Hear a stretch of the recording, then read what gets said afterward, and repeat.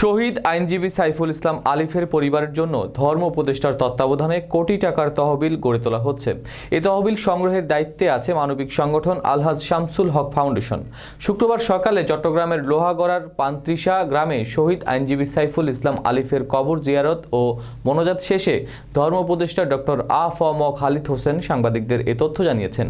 উল্লেখ্য, ধর্ম উপদেষ্টা ডক্টর আ.ফ.ম. খালিদ হোসেন মানবিক সংগঠন আলহাজ শামসুল হক ফাউন্ডেশনের উপদেষ্টা হিসেবে দায়িত্ব পালন করছেন। ধর্ম উপদেষ্টা বলেন, প্রতিশ্রুতিশীল তরুণ আইনজীবী সাইফুল ইসলাম আলিফ আইনের শাসন, মানবাধিকার ও ন্যায় বিচার প্রতিষ্ঠার ক্ষেত্রে দেশ ও জাতিকে অনেক কিছু দিতে পারতেন, কিন্তু তাকেই নির্মমভাবে হত্যা করা হয়েছে। এই জঘন্য হত্যাকাণ্ডের সঙ্গে যারা জড়িত তাদের কাউকে ছাড় দেওয়া হবে না। অপরাধীদের প্রচলিত আইনে সর্বোচ্চ শাস্তির বিধান করতে সরকার দৃঢ় প্রতিজ্ঞ। মামলা করবো, কালকে গিয়েছিলাম মামলা করার জন্য। এরা উকিলেরা কিছু লেখছে, কিছু লেখে না, কিছু কাটি দিচ্ছে, ওগুলো সংশোধন করে নাই। ওগুলো এদেরকে বলছে এরা সংশোধন করে একটা পুরো বা একটা লিস্ট করার জন্য। তারপর আজকে যাই আমরা যে আমার ছেলেকে যে হত্যা করছে, এই হত্যার বিচার ব্যাপারে এটা মামলা হবে।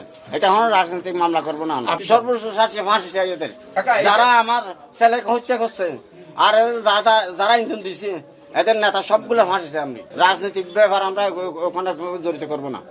আমরা যারা ইয়ার জড়িত আছে প্রকৃতি ভাবে এদেরকেই করবো।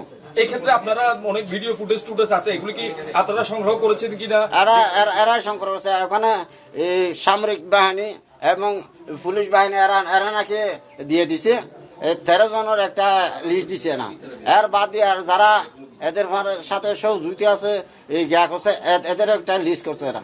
তো ওখানে কিছু গরমিল আছে, ওগুলো ঠিক করার জন্য এদেরকে বলে দিছি তোমরা এগুলো ঠিক করে রাখো, আমরা কালকে আসে এটা সাবমিট করে দেবো। যারা আমার স্বাস্থ্য ভাইকে হত্যা করছে তাদেরকে আমরা ফাঁসি চাই, তাদের আমরা ফাঁসি চাই, দৃষ্টান্তমূলক শাস্তি চাই। যার